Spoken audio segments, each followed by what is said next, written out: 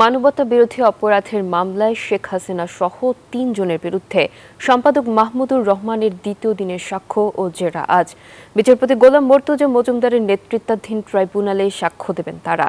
পরে জেরা করবেন শেখ হাসিনার পক্ষে নিযুক্ত আইনজীবী। গতকালও দিনভর সাক্ষ্য গ্রহণ চলে মাহমুদুর রহমানের। এ সময় তিনি বলেন, ২০০৮ সালে শেখ হাসিনা ক্ষমতায় এসেই বুঝতে পারেন সেনাবাহিনীকে দুর্বল না করে ও বিএনপিকে না ভাঙতে পারলে দীর্ঘদিন ক্ষমতায় থাকা যাবে না। তাই পুলিশ ও বিচার বিভাগকে ব্যবহার করে একের পর এক অপকর্ম করতে থাকে। আদালতে এই সম্পাদক আরও বলেন, শেখ হাসিনাকে ফ্যাসিস্ট বানাতে ভারতের বড় ভূমিকা ছিল।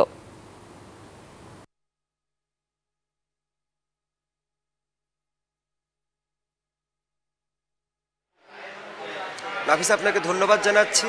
আজকে দুটি মামলার শুনানি অনুষ্ঠিত হবে আন্তর্জাতিক অপরাধ ট্রাইব্যুনালে। যে মামলাটির কথা আপনি বলছিলেন, শেখ হাসিনার বিরুদ্ধে সম্পাদক মাহমুদুর রহমান আজকে দ্বিতীয় দিনের মতো সাক্ষ্য দেবেন। গতকাল সারাদিন তিনি সাক্ষ্য দিয়েছেন ট্রাইব্যুনালে।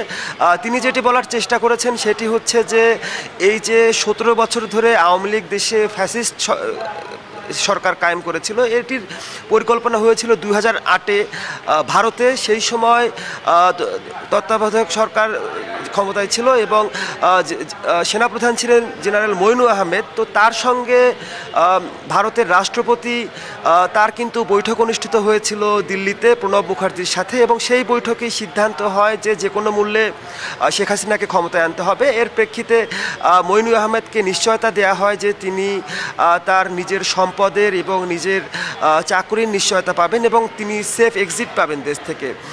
এবং ১৭ বছরে আওয়ামী লীগ ফ্যাসিস্ট শাসন কায়েম করতে গিয়ে কী ধরনের অন্যায় আচরণ করেছে আইনশৃঙ্খলা বাহিনী এবং বিচার বিভাগকে ব্যবহার করে, সেই বিষয়গুলোতে কালকে মাহমুদুর রহমান বলেছেন। আজকে বাকি সাক্ষ্য তিনি উপস্থাপন করবেন। সাক্ষ্যের পরে শেখ হাসিনার পক্ষে নিযুক্ত স্টেট ডিফেন্স যিনি আমির হোসেন, তিনি কিন্তু জেরা করবেন এই সম্পাদককে।